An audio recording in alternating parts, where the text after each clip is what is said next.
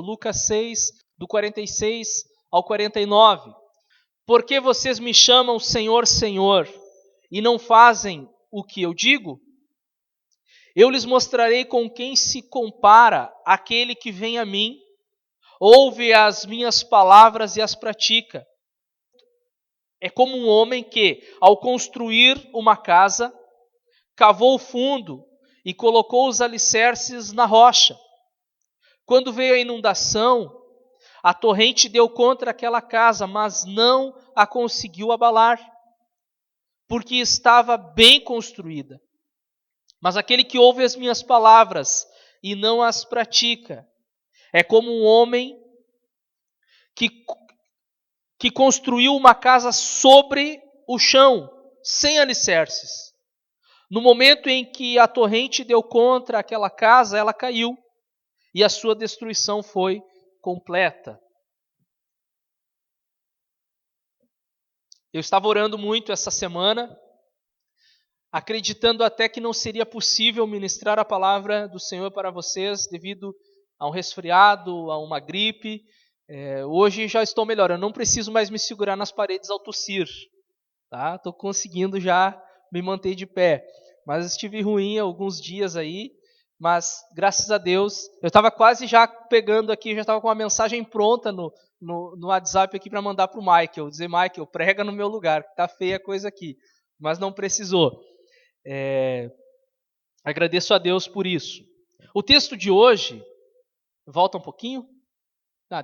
Pode deixar lá, acho que faltou uma imagem ali, mas tudo bem. Eu até coloquei essa imagem, é uma imagem bonita, julgo eu, de uma casa, uma cabana nas montanhas, e a gente vê a beleza da natureza ali, e obviamente um solo, um terreno bem compacto, uma rocha, e essa casa construída e edificada sobre uma rocha, que é o exemplo que Jesus dá.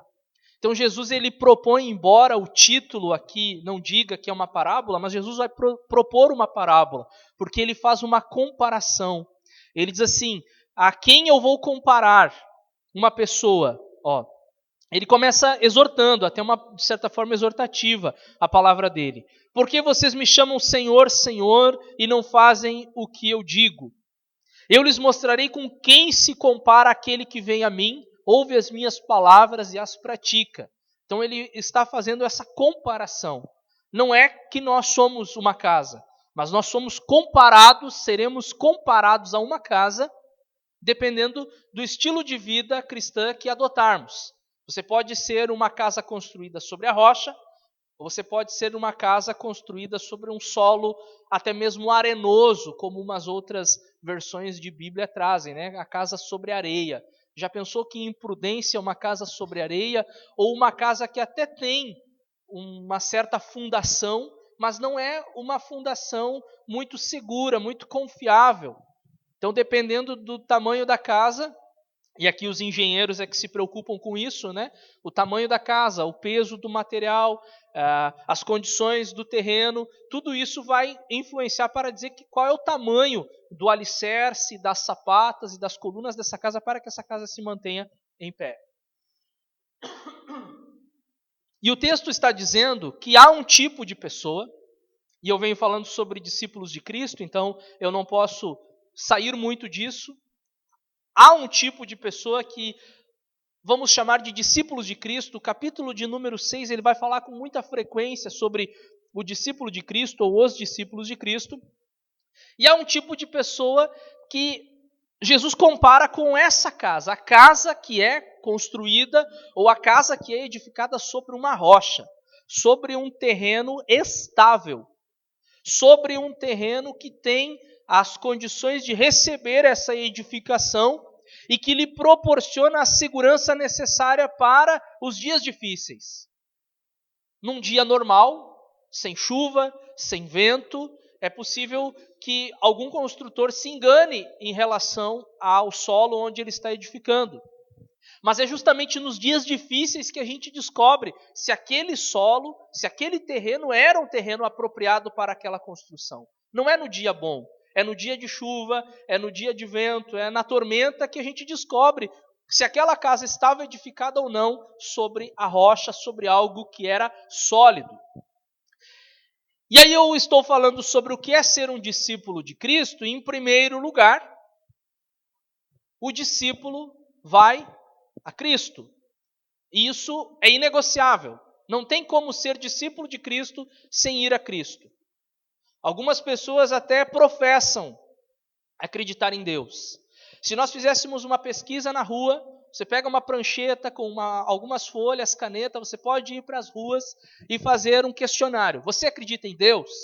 A maioria das pessoas sim. Existem aqueles que não acreditam, dizem não acreditar em nada. Mas eles ainda são uma minoria em relação aos que creem.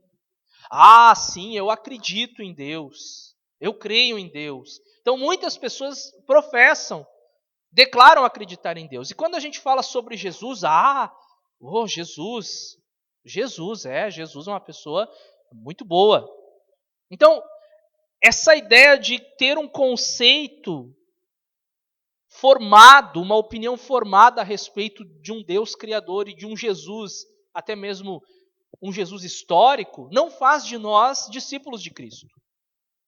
Agora, quando a gente olha para o texto, eu quero que vocês olhem na Bíblia de vocês, Jesus diz assim, no versículo 47, eu lhes mostrarei com quem se compara aquele que vem a mim. Então, em primeiro lugar, a pessoa que é um discípulo de Cristo e que é edificado sobre a rocha, ele vai a Cristo, aquele que vem a mim. Nós não seremos discípulos de Jesus se nós não passarmos por essa experiência, e eu digo para vocês, é uma experiência pessoal. O cônjuge não pode tomar essa decisão por mim. O pai e a mãe, ainda que possam orientar e dar orientação para os seus filhos, a Bíblia diz, né? Ensina a criança no caminho em que deve andar. Então os pais, eles têm a responsabilidade de ensinar os filhos. No entanto, essa decisão, ela precisa ser pessoal. Um dia, eu, o Igor, agora falando de mim, um dia eu precisei ir a Cristo. E como que a gente vai a Cristo? Onde que ele mora? Uma vez alguns discípulos até fizeram essa pergunta para Jesus. Jesus, onde que tu mora? Venha e veja. Mas naquela época Jesus tinha um endereço. Ele ainda morava numa casa. Ele ainda tinha uma residência lá na sua cidade, no seu bairro. E hoje nós sabemos que fisicamente isso é impossível. Embora algumas pessoas atribuam o encontro com Jesus a determinados templos religiosos. Era isso que eu queria dizer. Se você quer encontrar com Jesus, você precisa ir lá naquela igreja do bispo, do apóstolo, do profeta. Naquela ali que tu está indo não serve. Tem que ser na outra lá, porque lá naquela Deus vai estar. E nós entendemos, nós sabemos, temos compreendido que o encontro com Jesus, ele não está limitado às paredes de um salão ou de um templo religioso. Você pode ter um encontro com Jesus na sua casa. Você pode ter um encontro com Jesus num momento de conflito pessoal, onde a gente faz questionamentos, onde a gente pergunta coisas para Deus. Deus, por que a minha vida está indo desse jeito? Eu não estou entendendo por que essas coisas acontecem comigo. E de repente a gente se vê numa situação onde nós estamos nos encontrando com Jesus. Nós podemos nos encontrar com Jesus num diálogo com um amigo, alguém que nos está falando da palavra de Deus, e de repente aquela palavra começa a trabalhar no nosso coração. Eu não sei se com vocês foi assim. Aquela palavra começa a mexer conosco e a gente se dá conta, isso é verdade. Eu preciso entregar a minha vida para Jesus e estamos tendo um encontro com Jesus. Agora existem também, e eu acredito que seja a maioria dos casos, de pessoas que aceitaram um dia um convite para participar de um culto. E essa tem sido a minha preocupação nos últimos dias. Os alunos do seminário que fazem estágio aqui na igreja conosco, eles já me ajudaram algumas vezes na cidade, onde eles foram para as ruas fazendo perguntas para as pessoas, o que as pessoas pensavam a respeito da igreja, se as pessoas já tinham ido em um culto evangélico, e a maioria das pessoas já foi em um culto evangélico, e se as pessoas voltariam a um culto evangélico. E isso que me preocupa, porque a maioria das pessoas não voltaria a um culto evangélico. E por que elas não voltariam a um culto evangélico? Porque muitas vezes há um apelo para a doação de dinheiro, para oferta, muitas vezes são cultos muito demorados, muitas vezes existem abusos espirituais e de liderança que faz com que pessoas se fechem ao evangelho. E por isso eu tenho tido a preocupação, nós temos tido a preocupação de pregar o Evangelho de Cristo como a palavra de Deus nos ensina. Também não fazemos um culto muito extenso, ainda que não seja nenhum pecado ficar um pouco mais na igreja, mas temos tentado ser o mais coerente possível, para que essas pessoas, muitas vezes feridas, muitas vezes machucadas, e com uma péssima impressão da igreja, possam vir e dizer, olha, agora eu tenho uma outra visão a respeito de igreja. Porque quando falavam de igreja, para mim, eu já dizia que era tudo igual àquela que eu fui. Então, tem aquele ditado que diz, a primeira impressão é a que fica. E é verdade isso. Muitas vezes a pessoa vai uma vez na igreja e ela diz, eu nunca mais quero ir na igreja. O pastor Ricardo Agreste, ele escreve que algumas igrejas elas fazem com que aquelas pessoas que estão visitando, pelo menos elas orem uma vez na vida. Deus, me tira desse lugar. No meio do culto a pessoa faz essa oração. Deus, me tira daqui. O que eu estou fazendo aqui? Me tira, Senhor, eu prometo que eu vou me comportar se esse culto terminar de uma vez. Né? E essa é uma realidade muitas vezes. Agora, é possível você ter um encontro com Jesus na igreja? Claro que é possível. Tanto que a igreja ela é instituída por Jesus para que o povo de Deus se reunisse em adoração semanalmente, onde a palavra fosse pregada, fosse ensinada, onde nós tivéssemos um momento de comunhão, onde nós pudéssemos cantar, onde nós pudéssemos orar. Então não precisa orar em casa? Não tem absolutamente nada a ver uma coisa com a outra. A tua oração particular, o teu tempo com Deus, a tua devocional é uma coisa. O teu momento com o povo de Deus, a adoração coletiva é outra coisa. Em vários momentos na Bíblia nós vamos ver que a oração individual ela é valorizada tanto quanto a oração coletiva. Existe um diálogo hoje em dia e algumas pessoas elas não querem congregar porque elas dizem assim, não, igreja não é parede, igreja é pessoa. Então eu não vou na igreja, eu sou igreja. E acreditem vocês, essa afirmação está errada. Porque eu não sou igreja. Nós somos igreja. Eu, juntamente com vocês, sou igreja, mas eu sozinho não sou ninguém. Então essa ideia de eu vou ficar na minha casa, eu acredito em Jesus, eu vou ficar vendo aqui na internet, eu vou escutar um louvor e então eu sou igreja, está equivocado. Nós juntos, nenhum texto da Bíblia dá base para dizer que uma pessoa sozinha é igreja. Agora, quando as pessoas se reuniam, ali elas eram igreja. Existem passagens bíblicas que diziam que até na beira de um rio, o livro de Atos relata isso, até na beira de um rio havia um grupo que se reunia para orar. Ali era igreja. Então não precisava nem do prédio, as pessoas orando na beira do rio já era uma igreja. Voltando aqui para o nosso tema. O discípulo vai a Cristo. Onde você pode encontrar Cristo? Em vários lugares. O ir a Cristo está muito atrelado, muito relacionado à nossa experiência pessoal com Ele. E aí eu escolhi umas passagens bíblicas para compartilhar com vocês. A primeira delas é Mateus 11, 28. Uma conhecidíssima passagem bíblica onde Jesus faz um convite. Um dia esse convite foi para mim. E eu aceitei esse convite é para vocês. Alguns de vocês já aceitaram esse convite, mas talvez alguns de vocês ainda precisem aceitar esse convite. Onde Jesus diz assim, venham a mim. Todos os que estão cansados e sobrecarregados e eu lhes darei descanso. Então um discípulo ele vai a Cristo. Um discípulo precisa ir a Cristo. O conceito de discípulo, eu tenho explicado para vocês já há algumas semanas, está relacionado a um caminhar, a um andar junto. Ser discípulo é andar junto, é seguir, é acompanhar. E esse foi o convite de Jesus para os seus primeiros discípulos. Ele convidou Pedro para andar com ele, ele convidou Mateus para andar com ele convidou João para andar com ele. E depois parece que ele já tinha fechado a porta, mas não, ele vai lá e convida Paulo também para andar com ele. E ele continua convidando, e ele me convida, e ele te convida a ser um seguidor, a ir a Cristo. Existem pessoas que passam uma vida toda indo à igreja, mas ainda não foram a Cristo. Existem pessoas que passam a sua vida toda, domingo após domingo, indo na igreja, mas elas não foram a Cristo. Agora, quem for a Cristo entenderá a necessidade e a importância de ir à igreja. Vá a Cristo.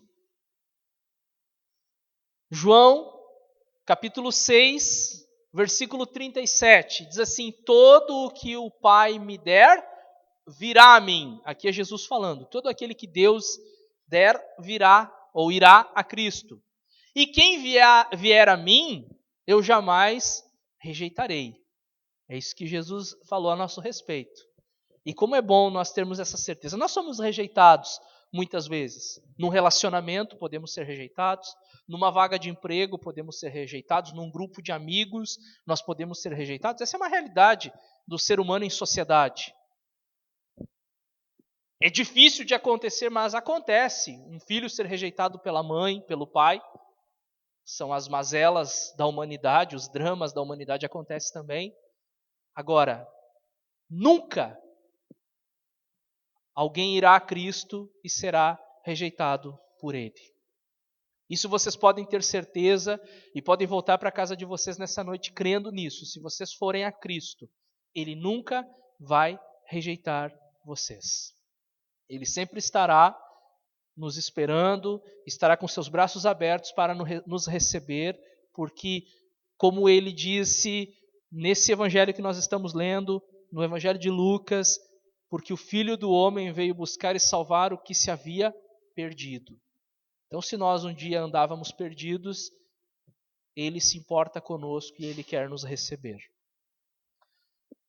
Agora, só ir a Cristo, é só isso. Eu vou lá e eu digo para Jesus: Jesus, estou aqui. Ou como diriam os profetas, eis-me aqui. Fica mais bonito, fica mais espiritual, né? Você dizer, eis-me aqui. E agora, o que eu faço? Bom, eu já sou de Jesus. Eu já tive uma experiência de conversão. Eu já entreguei minha vida a Cristo. Eu já decidi mudar de vida. Eu já senti que Ele está trabalhando em mim, no meu caráter. Eu estou me tornando uma nova pessoa, uma nova criatura, como escreveu Paulo. Mas o que eu faço? E aí, baseado no texto que eu li com vocês, ele diz que aqueles que são comparados a essa casa edificada na rocha são aqueles que vão até Ele e ouvem as suas palavras. Olha o que diz o texto: aquele que vem a mim ouve as minhas palavras. Então, em segundo lugar, um discípulo de Cristo é alguém que ouve a palavra de Jesus. Alguém que ouve a respeito de Jesus. E eu trago isso para vocês, compartilho com vocês, e essa é uma preocupação minha também, de nós nunca negligenciarmos o ouvir a palavra de Deus. O ouvir a palavra de Deus deve ser algo que deve ocupar um espaço importantíssimo na nossa vida. O ouvir a palavra de Deus deve ser algo que nós devemos valorizar com tudo que nós temos. E como que nós ouvimos a palavra de Jesus, a palavra de Deus? Existem algumas formas de nós ouvirmos a palavra de Jesus. Uma delas é a que vocês estão fazendo hoje aqui. Vocês se reuniram para ouvir a palavra de Deus. Isso é importantíssimo. Nós precisamos nos reunir como povo de Deus para ouvir a palavra de Deus. E é tão triste nós sabermos que em alguns cultos o povo se reúne para tantas outras coisas, mas não se reúne para ouvir a palavra de Deus. O povo se reúne para cantar, e cantar é bom, faz parte do culto cristão, a música é tão bonito. O povo se reúne para festas na igreja, o povo se reúne para jantares na igreja, o povo se reúne para gincana na igreja, o povo se reúne para tanta coisa. Vamos assistir um filme na igreja, não tenho nada contra, dependendo do filme, obviamente. O povo se reúne para muitas coisas, mas muitas vezes o se reunir para ouvir a palavra de Deus não é algo atraente. E aí eu já fui pastor e líder de jovens. Esses que trabalham com jovens, com adolescentes, eles têm que ficar sempre tendo uma ideia magnífica. O que a gente pode fazer esse ano para atrair os jovens para dentro da igreja? Já sei. Vamos colocar um touro mecânico aqui no culto. E aí fica lá a molecada agarrada no chifre do touro lá, se equilibrando, brincando. É pecado brincar, é errado descontrair? Não.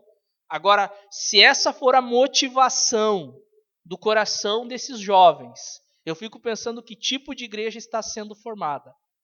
Nós vamos fazer um torneio aqui de algum esporte. É legal. Nós vamos fazer agora, no domingo que vem, um encontro só de atletas aqui na igreja. É bacana isso. Agora, essa não deve ser a motivação do povo se reunir, porque quando a igreja não tiver esses atrativos, aí o povo sai e vai para outra lá que está oferecendo outra coisa mais interessante. Então, se reunir para ouvir, e muitas vezes eu fui convidado para pregar em algumas igrejas, em alguns eventos, em alguns congressos de jovem, acampamento, e os irmãos aqui que pregam, a Cris, e talvez outros irmãos sabem do que eu estou falando. Aí o pessoal está lá, todo mundo cantando, pulando, dançando para Jesus, fazendo trenzinho, fazendo de tudo no culto. Aí termina a música, vamos passar para a palavra agora. Tem gente que vai no banheiro, daí tem gente que vai pegar água, tem gente que vai na cantina pegar lanche, tem gente que vai namorar do lado de fora. Essa é a geração que a gente está vendo de cristãos na igreja. Aí você fala, vai ter um estudo bíblico na igreja, o pessoal não vem, o pessoal quer música, o pessoal quer dança, o pessoal quer brincadeira, mas quando a coisa é séria, não é aquilo que enche o coração deles. E tem uma passagem bíblica que, assim, fala demais comigo. Eu acho que eu já vivi isso na minha vida, por isso que essa palavra ela fala muito comigo. Quando aqueles 2 discípulos, que a Bíblia não fala o nome deles, inclusive capítulo 24 de Lucas, 2 discípulos que estão voltando para suas casas, eles deixaram os amigos deles em Jerusalém e estão indo para Emaús. E aí Jesus encontra com eles no caminho. Jesus já tinha ressuscitado a essa altura do campeonato. E eles não reconheceram Jesus. Aí Jesus caminha com eles, e aí Jesus faz de conta que vai passar, daí eles convidam Jesus para chegar. Jesus entra, fica com eles por um período de tempo, e quando Jesus pega o pão e parte o pão, e era algo que Jesus sempre fazia nas reuniões com o seu grupo, quando Jesus parte o pão, a Bíblia diz que os olhos deles se abrem e eles reconheceram que era Jesus. E depois deles terem reconhecido que era Jesus, um comentou com o outro assim, não nos ardia o coração enquanto ele nos expunha as Escrituras, desde lá de Moisés até os profetas. E essa parte da Bíblia fala muito comigo, e essa tem sido a minha oração, Senhor, que o meu coração nunca pare de arder pela Tua palavra. O nosso coração precisa arder toda vez que a gente senta para ouvir a palavra. O nosso coração precisa ser incendiado, e não são raras as vezes que eu estou na minha casa, eu abro a Bíblia e eu choro diante de textos, e são textos inclusive que eu já li muitas vezes, são textos conhecidos, mas é uma palavra viva. E que dizem alguns, inclusive, que é o único livro que o autor senta do teu lado enquanto você lê aquele livro. E essa é a grande verdade, Jesus está presente nas nossas vidas. E em alguns momentos da minha vida, eu confesso, eu já perdi esse amor e essa paixão pela palavra. Os textos já não eram tão significativos. E aí quando eu li em Lucas 24 que eles disseram, porventura não nos ardia o coração, eu me lembrei que essa muitas vezes foi a minha realidade. E eu não quero isso de novo, não quero passar por isso, não quero viver isso de novo. Essa palavra ela tem que fazer sentido na minha vida. Tanto quando eu me sento para ouvir uma pregação, tanto quanto eu tiro um tempo na minha casa para ler a palavra de Deus, quando eu converso com alguém, e como é bom a gente se reunir com pessoas, com amigos, e a gente falar das coisas de Deus, falar da Bíblia, falar da palavra de Deus, falar da igreja, falar da obra, falar de missões. Isso precisa encher o nosso coração. Isso precisa fazer parte da nossa vida, da nossa essência. Um discípulo, ele ouve as palavras de Jesus. E eu trouxe alguns textos para vocês, Lucas 8:8, onde ele diz assim, tendo dito isso, exclamou, aquele que tem ouvidos para ouvir, ouça. Se você tem ouvidos e você ouve, então ouça o que a palavra de Deus diz, ouça. E hoje em dia, até aqueles que não têm condições, por alguma deficiência de ouvir, são beneficiados porque muitas igrejas já têm pessoas que são intérpretes de Libras no culto. A pessoa pode ouvir na sua língua a palavra de Deus. Algumas outras que não enxergam, hoje existem recursos como a Bíblia em áudio, existem recursos como a Bíblia em braille, que essa pessoa pode ter acesso à palavra de Deus. E como é bom a gente ver isso, que existem homens de Deus e mulheres de Deus que são preocupados para que outros também recebam a palavra. Os irmãos não têm noção, os irmãos não têm ideia do que é um projeto de tradução bíblica do idioma, não precisa nem ser do idioma original, pode ser até do português, para uma língua indígena, por exemplo. Às vezes levam-se anos para conseguir traduzir um livro da Bíblia, só o Evangelho de João. O missionário ele vai para a aldeia e ele fica lá anos, vivendo na cultura daqueles índios, entendendo a língua e os costumes, para conseguir traduzir uma porção da Escritura para a língua daquelas pessoas. Fica anos lá, morre e não conseguiu nem terminar o Evangelho de João. Os irmãos não têm noção do que é um trabalho de tradução bíblica. E quantos homens sofreram para que hoje nós tivéssemos a Bíblia em várias versões, NVI, NTLH, Almeida atualizada, Almeida corrigida e tantas outras que nos possibilitam. A gente pega o nosso celular, você baixa a Bíblia para o celular, você vai no seu computador, tem Bíblia online, tem Bíblia, acesso à Bíblia. E eu tenho dito aqui, e eu não quero que ninguém diga eu não leio a Bíblia porque eu não tenho. Se não tiver, fala comigo, porque nós vamos providenciar uma Bíblia para que as pessoas tenham acesso à Bíblia. Quem tem ouvidos para ouvir, ouça. Agora Romanos 10, 17. Consequentemente, a fé vem por ouvir a mensagem. E a mensagem é ouvida mediante a palavra de Cristo. Pastor, ora por mim aqui que eu preciso de mais fé. Bota a mão agora na minha cabeça aqui. Eu quero receber uma oração poderosa do pastor da igreja para eu ter mais fé. Eu quero ser um homem de fé. A fé vem por ouvir. Você quer ter mais fé? Vai ouvir mais da palavra de Deus. Vai ler mais a palavra de Deus. Fale mais da palavra de Deus. E você vai ser uma pessoa cheia de fé. Amém?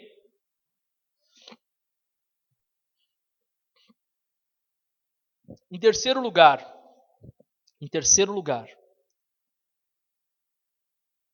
um discípulo de Cristo é alguém que pratica o que aprendeu. Ele vai a Cristo, ele ouve.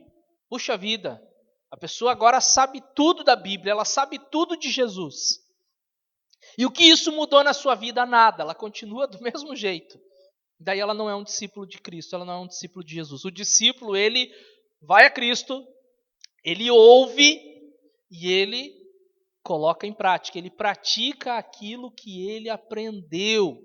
Jesus diz aqui, eu lhes mostrarei com que se compara aquele que vem a mim, ouve as minhas palavras e as pratica. Esse que vai a Cristo, que ouve e que pratica, esse é comparado como uma casa que é edificada sobre a rocha. Esse vai ter a sua base bem fundamentada. Esse vai ter uma vida bem estruturada. Esse vai ser, e não é por mérito seu, inabalável. Não depende dele, mas depende da rocha que lhe apoia e que serve de estrutura para a sua vida. Um discípulo de Cristo precisa praticar aquilo que ele aprendeu. Vocês sabiam que existem muitas pessoas que sabem muito da Bíblia? E eu poderia dizer que muitas sabem mais do que eu, e eu não tenho vergonha de dizer isso. Existem homens aí que se dedicam a pesquisar, os críticos, né, que fazem as críticas textuais, crítica do texto, crítica da redação, a baixa crítica, a alta crítica, são pessoas que podem saber tudo da Bíblia. Mas isso não significa que sejam praticantes. Às vezes são pessoas que estão afundadas na teologia liberal, nessa miséria que é a teologia liberal. Para os irmãos entenderem um pouquinho, né? A teologia liberal são teólogos que eles próprios não acreditam na veracidade da Bíblia. Eu não sei nem se dá para chamar de teólogo, mas enfim, existe essa ala que não acredita na veracidade, não acredita na inerrância e não acredita na suficiência da Escritura. Teologia liberal tem sido um câncer na vida da igreja. A Europa foi devastada por causa da teologia liberal. Lugares como Alemanha, Inglaterra, que foram berço do cenário da reforma, que a propósito está comemorando 500 anos, agora em outubro desse ano.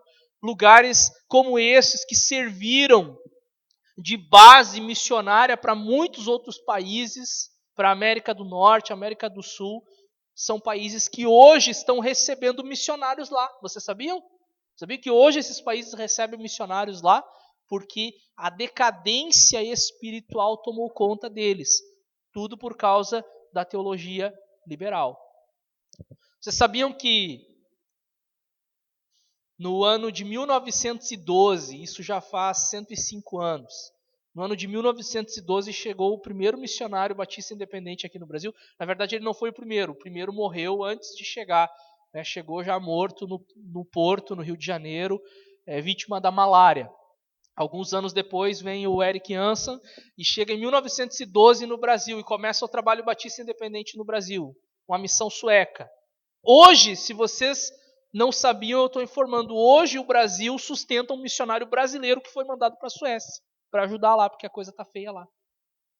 100 anos depois, o Brasil manda missionário para a Suécia, porque eles vivem uma crise. Conhecer a Bíblia, saber ler a Bíblia em hebraico, em grego, conhecer o latim, conhecer a teologia toda, não faz de nós discípulos de Cristo. O que faz de nós discípulos de Cristo é praticar aquilo que nós temos aprendido, é colocar em prática. E eu separei alguns textos para vocês. Lucas 11, 28. Ele quem? Jesus, ele respondeu: antes, felizes são aqueles que ouvem a palavra de Deus e lhe obedecem. Só ouvir não é suficiente. Você ouve, mas obedece. Tem mais um texto.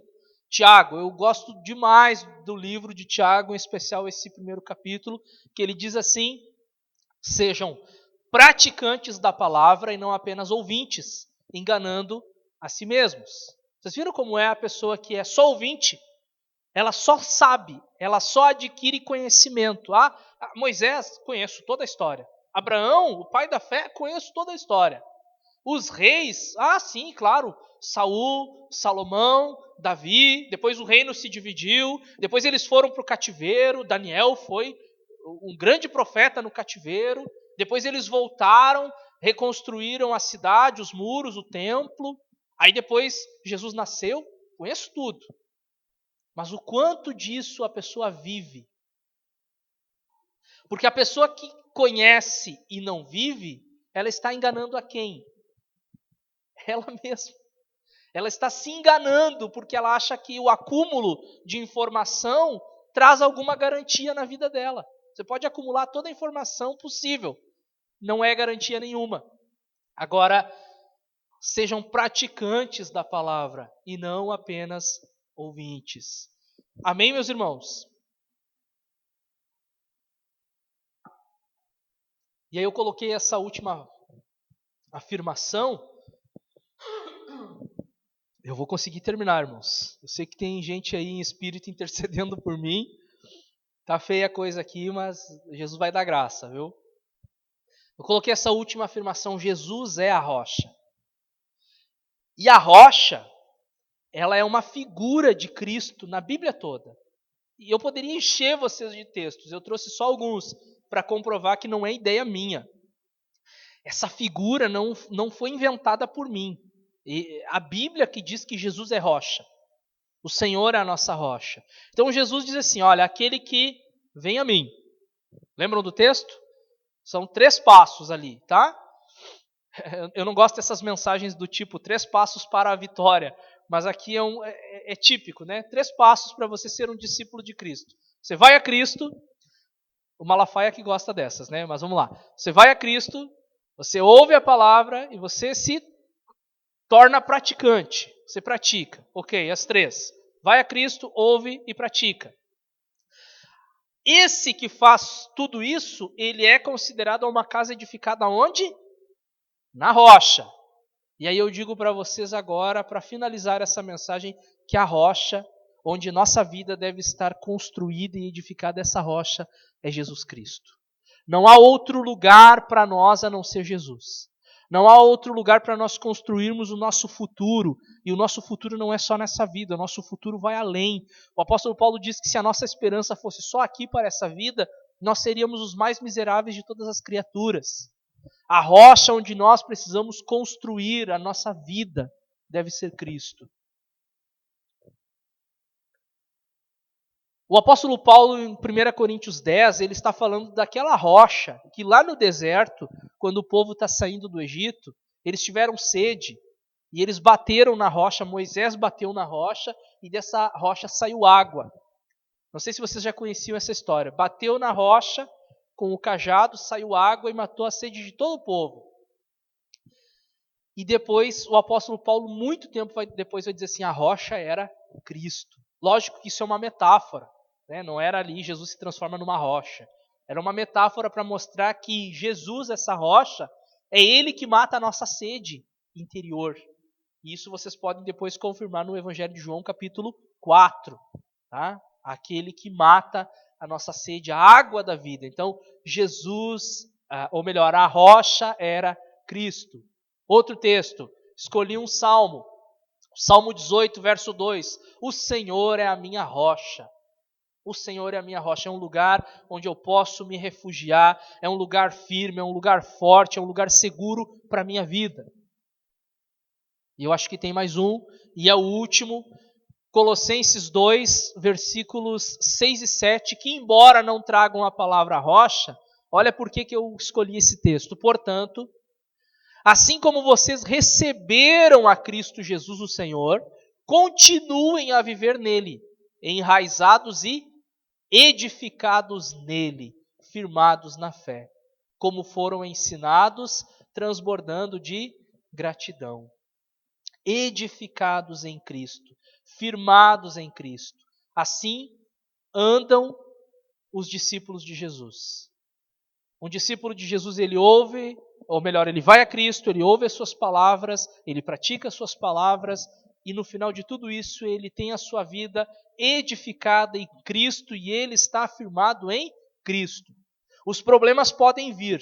E eu nunca disse para vocês aqui num culto de domingo ou de qualquer outro dia, eu nunca disse para vocês que nós não temos problema. Muito pelo contrário, eu tenho alertado aos irmãos que a Bíblia diz no mundo vocês vão passar por aflições. No mundo nós teremos problema, mas tenham bom ânimo, disse Jesus, porque eu venci o mundo. Quando nós somos uma casa edificada na rocha, os problemas vêm, mas nós nos mantemos firmes, porque nós estamos edificados nele e firmados nele. Amém, meus irmãos?